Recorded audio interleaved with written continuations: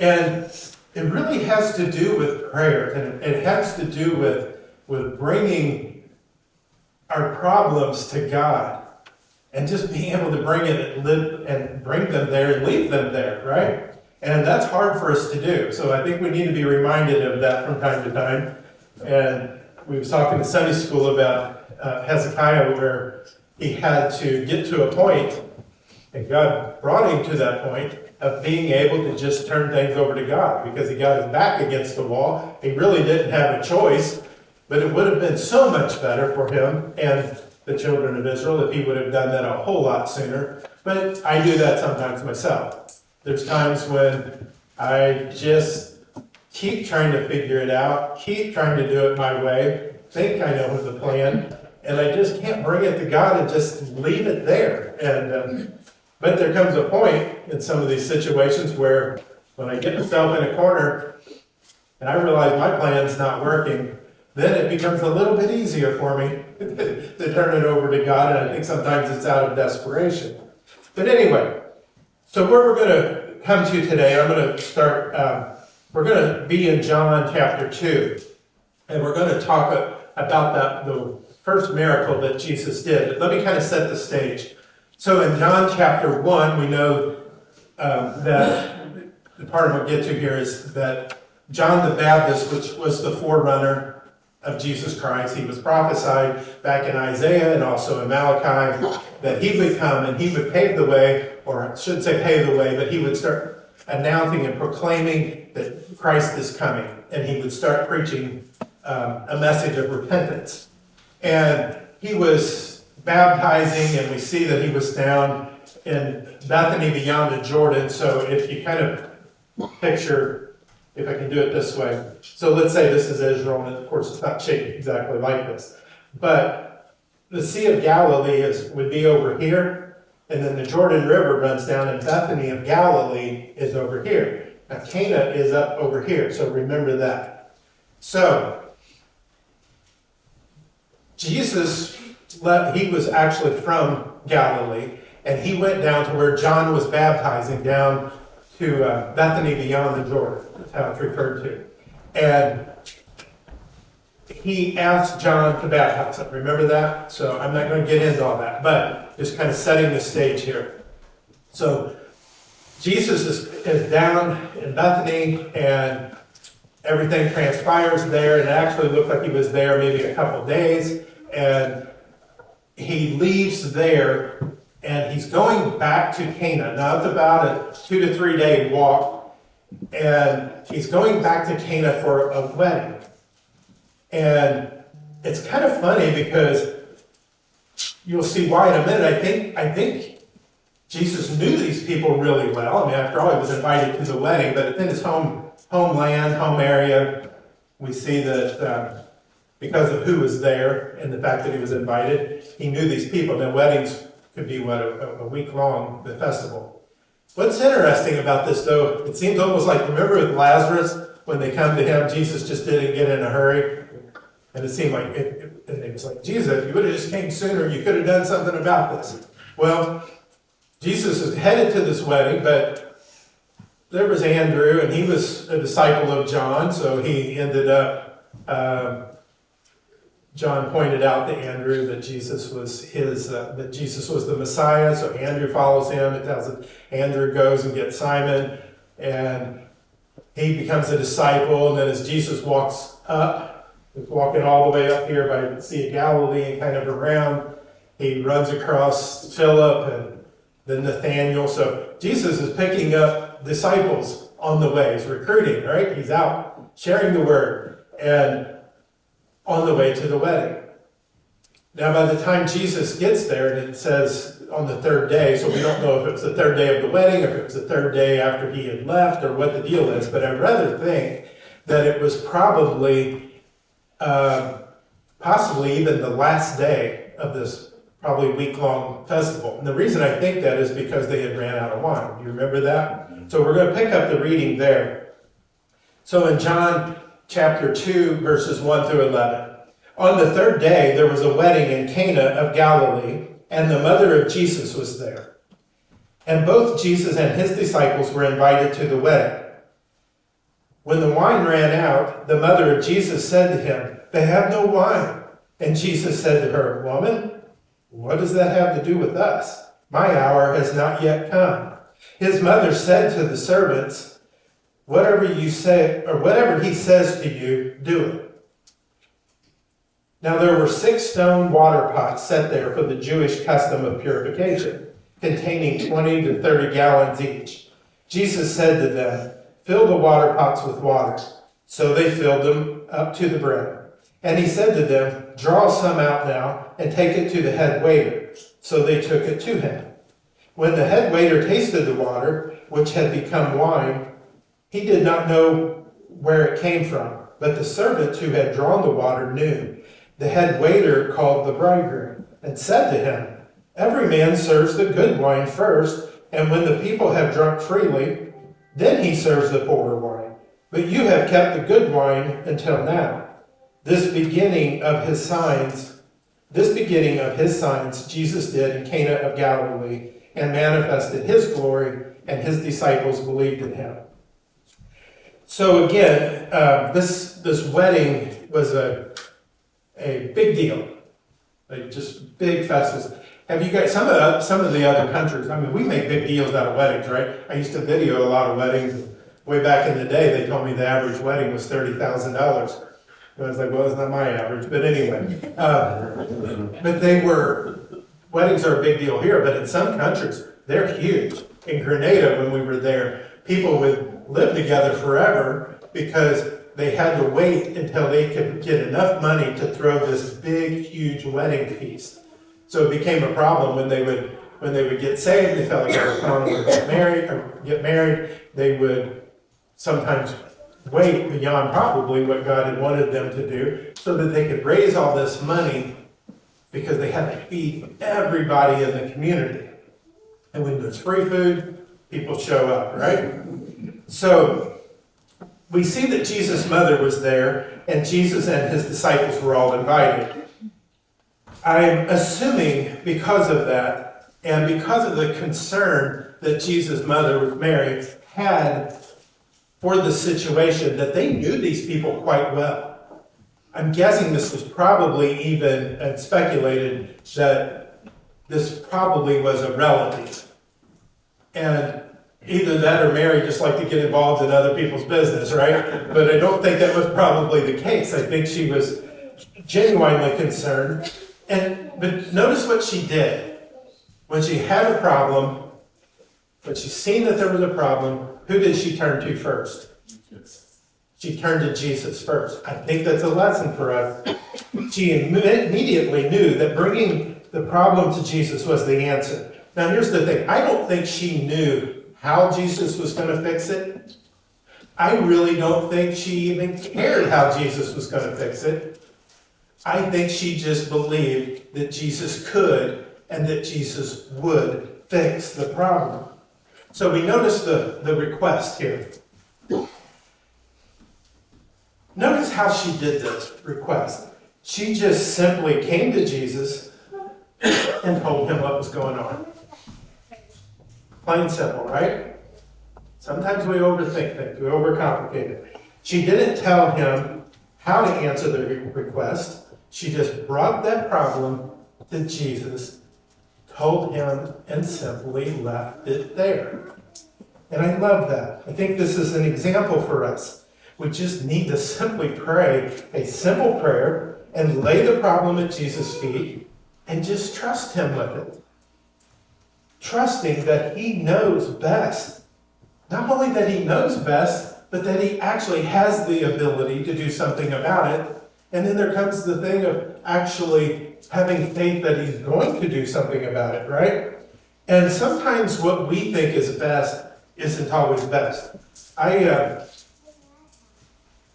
And when Jesus says no, it's discouraging. I had a conversation with a young man this week earlier, and he was going through, he's going through something, and there was an issue with some housing and a whole bunch of stuff, and just been dealing with some stuff in his life. And he had asked us previously to help him pray about a particular situation. Now, we did that, and from what I could tell, and I would think Elaine, it probably looked like it was the absolute best situation for him. So we're praying that God, in our ignorance, we're praying that God works it out according to what we see as best. But guess what? It didn't work. And God did not answer that prayer. And I was trying to talk to him and trying to encourage him, and this thought came to my mind. Now, he's a young man who likes cars and all of this and that. So I gave him a little analogy, and I'm going to modify it just a little bit today. But what I was telling him, the point I was trying to make, so let's say that you're a young guy and you've got a family and you're trying to make a living and your car crashes. I can relate to that. Your car just trashes out, you have no way to get to work, and to top it all off, you've just started this little handyman business and you've got your first clients and you really need to be able to get the tools and the building supplies there, and you've got some jobs lined up. But the problem is you haven't got paid for those jobs yet, right? So it's an issue. Everything, and you're praying, and you're asking God to help you. And you're driving down the road with this buddy, and you see this 1976 Gremlin. And I always picture them as green. I don't know why. They're always a green Gremlin when I picture these. But anyway, not the first choice of vehicles at all. But here's the thing. It's in really good shape. And the price is in a price range where you think, if God would just help me, I could raise that, how many ever, few $100s that a Gremlin would be worth, probably a lot today, but say I'm old, I'm thinking back in the day. So you can get your mind, this young guy, he gets his mind wrapped around that God could help him buy a Gremlin. And he has a little bit of faith, and he prays and he prays and he prays, and he finally gets the money together. And he goes back and he's so excited because God's helped him raise whatever money he needs, and he's going to go buy his Gremlin. And when he pulls up, he realizes the Gremlin's gone. God let the Gremlin be sold. And he's confused and he's thinking, why in the world did God allow me and help me? God helped me raise this money because I was able to get this job done. And then he lets the Gremlin be gone. But see, sometimes, I was telling this young man, unless God says no, and this doesn't always happen, but a lot of times, unless God says no to what you think is best, he can never bring you to what he knows is best.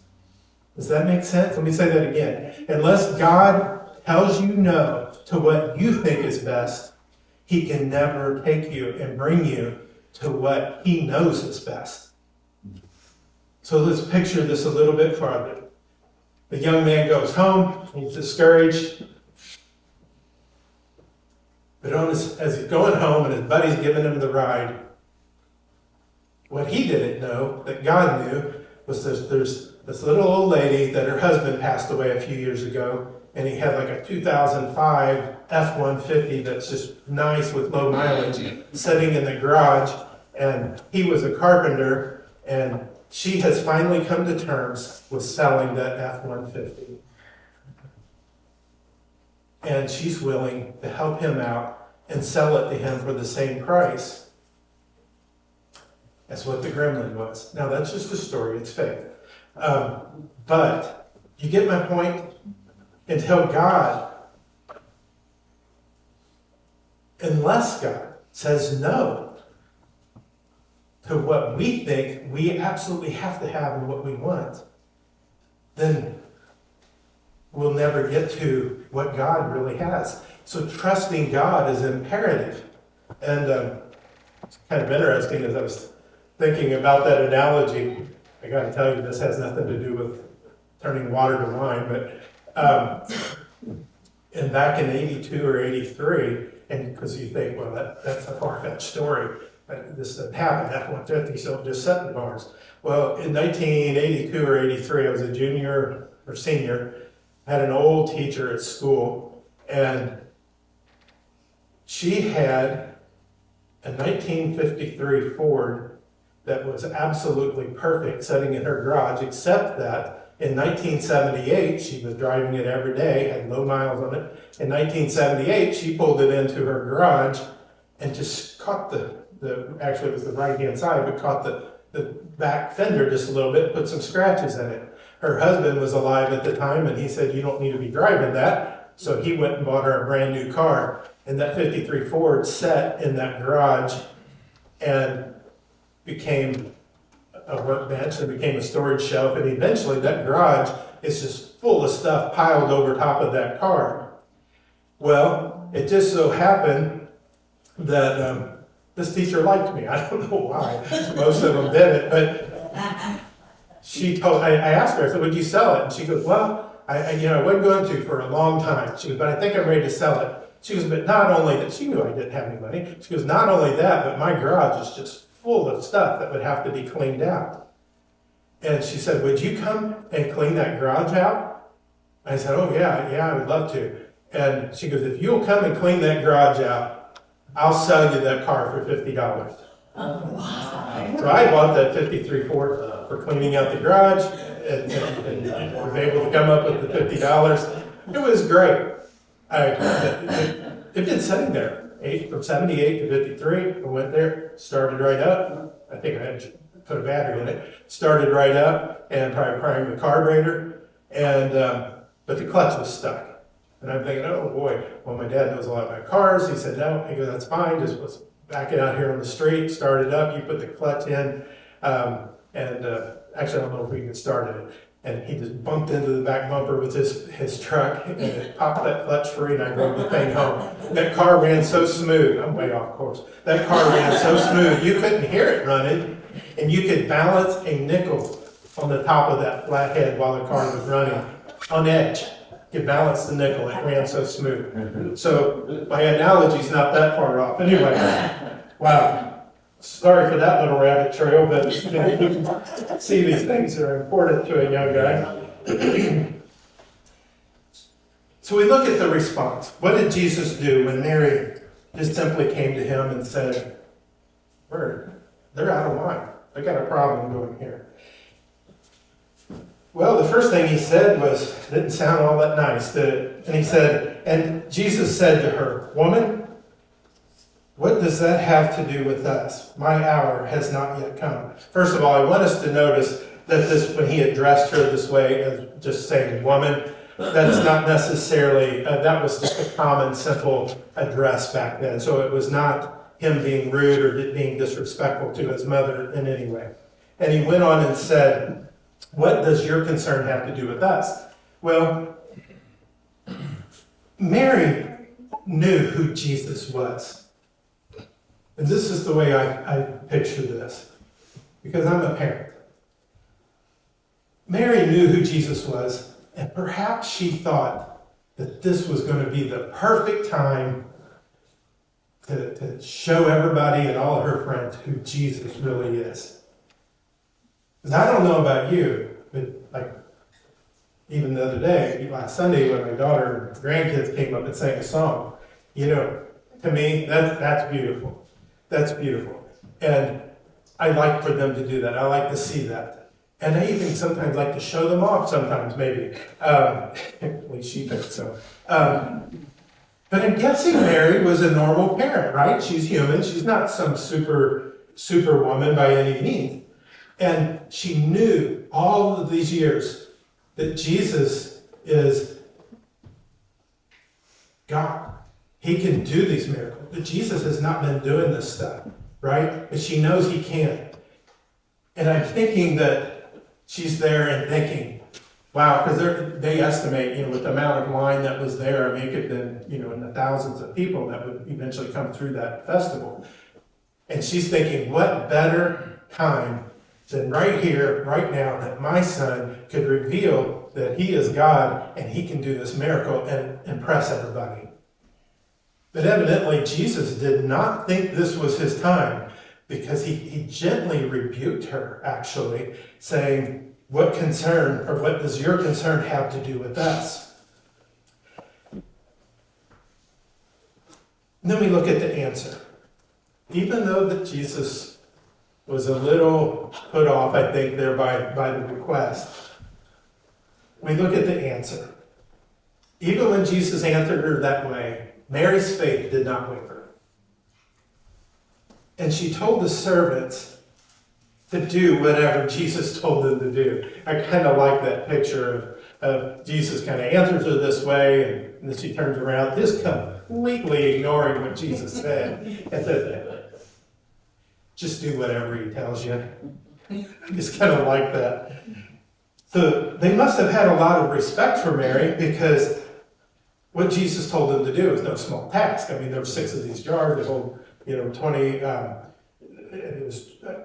30 gallons of water each. That's probably 100, could be up to 180 gallons of water. And they're telling, Jesus turns around and tells them, well, just fill these pots up with water.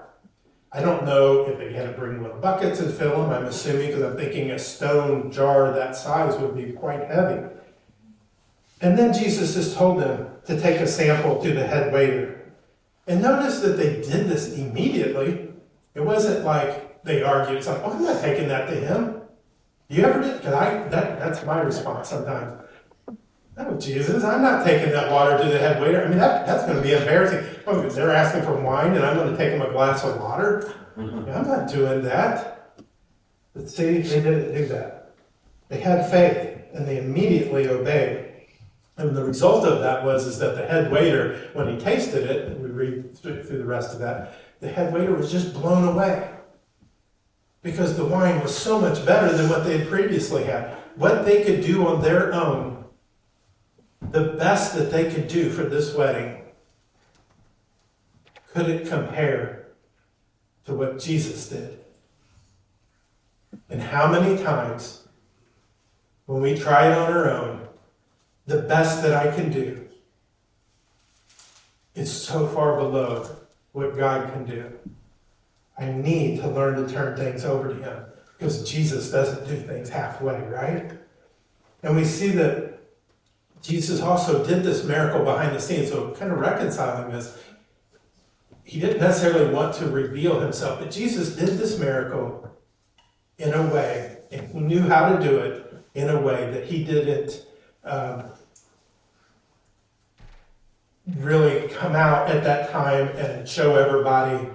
Not everybody at the wedding knew. Of course, the people, the waiters, they obviously knew. His disciples knew. Mary knew what happened. But the rest of the big crowd, Jesus wasn't ready yet to show them. But in response, and I think for love for his mother and his love for the way he loves us, is that he went ahead and did this for her. And he knew how to do it. He knew how to handle it. He knows how to handle us. When we get a little off track, when we ask a little out of line, he knows how to handle us and how to respond. I love this comment here by Tony Evans in his Bible commentary. I'm going to read it to you. Mary's words ought to ring in our ears. The Lord wants us to do whatever he tells us.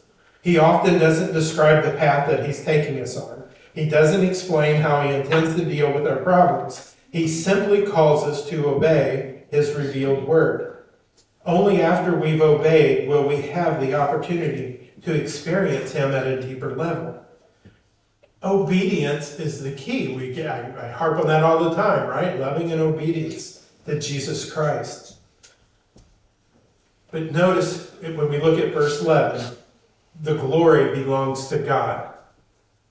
Mary can't take credit for this. The servants can't take credit for this. The head waiter doesn't get credit for this. The glory belongs to God. And verse 11 reads, this beginning of his signs Jesus did in Cana of Galilee and manifested his glory, and his disciples believed in him. This story should really encourage us to bring our problems to Jesus. Bring them in faith, trusting in his ability to transform situations and provide what we need. Jesus is capable of transforming our circumstances in unimaginable ways.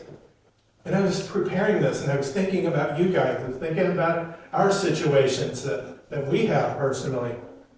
It's like, do you have anything? Because I'm guessing we all have something that we need to bring and lay it at Jesus' feet. And I just wanted to encourage you, and I hope seeing this and talking about this. If you would have been here with the Sunday school lesson, you would have seen another story that describes the same sort of thing, is that God loves us. He loves you. And if you're his child, you have every right to come to him. And I'm not talking about some get-rich scheme using God as Santa Claus. That's not what I'm talking about. If you're a child of God and you really love him, that's not how you're going to approach God anyway, right? You're going to come to him as your father that you love. But maybe you have something this week. I'm sure that each of us do, that we need to bring to God. We need to lay it at his feet and just let him have control. Just simply have faith. You know, there's a verse in James 1:6. And I don't pretend to understand how faith plays in everything. I don't know that anybody does. But there's something significant about having faith. When you ask, just simply having faith. There's something about that. It has a lot of significance. We see in James 1:6. But when you ask, you must believe and not doubt. Because the one who doubts is like a wave of the sea, blown and tossed by the wind. You catch that? I'm going to read it one more time. But when you ask, you must believe and not doubt, because the one who doubts is like a wave of the sea, blown and tossed by the wind. So I just ask you in closing, how are you going to trust God this week? What do you have? And I encourage you, bring it. Bring it to Jesus. Now, I know you're going to remember forever. That's not what I'm suggesting. So nobody think that and say, oh, to bring to Jesus, forget about the passing. No, that's not what I'm saying. But the pain, bring it to Jesus and let him help us. Let him help you bear it. And we all have these things, and we have situations. And in closing, I just, again, want to remind you, we serve a big, big God. He can do this. He can. He can take care of any situation you have. And just bring it to him. And if anybody would like to pray for any reason, if you want to come forward and bring that problem, whatever it is that you're thinking of right now, if you want to bring it and have the church pray with you and just leave it here with God, then you're more than welcome. Our altars are always open. I hope you know that. I don't care if I'm in the middle of preaching and you want to pray, you come and pray. You doing business with God is more important than anything that I can say, I'm sure. So you can trust him. You can trust him with your very life. You can trust him with your eternal life. So, thank you, guys. Anybody want to pray? Anybody have any questions, comments? A testimony? Anything at all?